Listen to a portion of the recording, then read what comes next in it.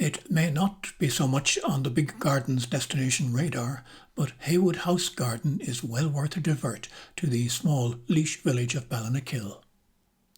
There's no house there anymore, but a gem of a garden designed by Edwin Lutyens and Gertrude Jekyll is an architectural and floral treat. And those looking for a leafy arbour walk take a mildly uphill route, which used to be the main carriage entrance to the estate.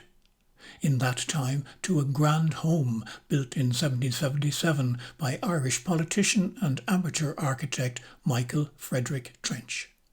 Constructed on the side of a hill, under the direction of noted architect James Gandon, Heywood commanded pleasant views of the area's rolling parkland and the two spires of the churches in Ballinakill itself.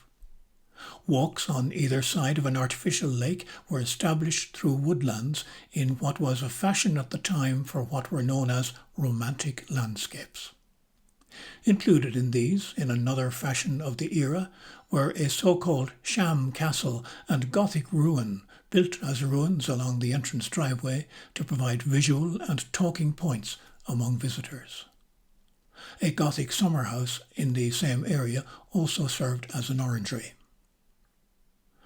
A century later, a County Down military officer who had fought in Egypt and Sudan and lost a leg at the Relief of Khartoum in 1885 acquired Heywood House through marriage. It was he, Colonel William Hutchison Poe, who commissioned the Lutyens garden to be located at one side of the house in 1906. The garden is approached through a walled walkway colonnaded by two rows of lime trees, the upper branches of which were intermingled in a manner known as pleaching. Set into the walls were alcoves originally used to display a range of bronze busts, but at some stage replaced by Grecian-style ornamental urns.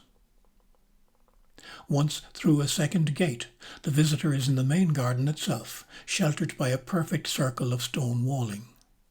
Conceived in the Italianate style, there's a central oval pond, walkways, and rings of planting that, in the right time of the year, are exceptionally colourful.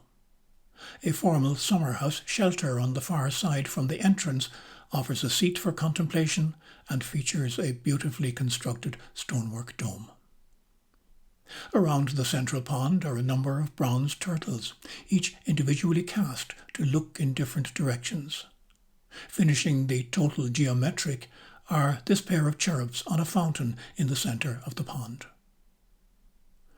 Accessible via stone steps from the main garden are several high-hedged, small planted spaces, ideal for a secluded conversation or reflection. It's likely there was a connection from these to the house. The whole garden is reputed to have cost Poe much more than he had anticipated, which may have accounted for the grumpy reputation he gained amongst both the workers and Lutyens himself when it was being built. A separate element of the large lawn space in front of the house was a long sheltered pergola with good views of the woodlands.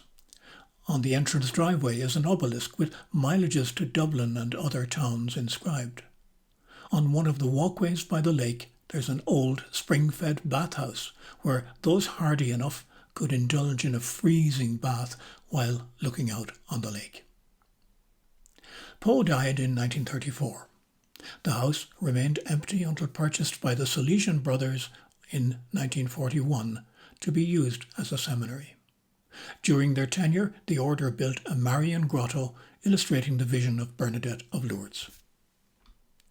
In 1950, Heywood House was almost destroyed by fire. Ironically, on the feast day of St. John Bosco, who had founded the Salesians.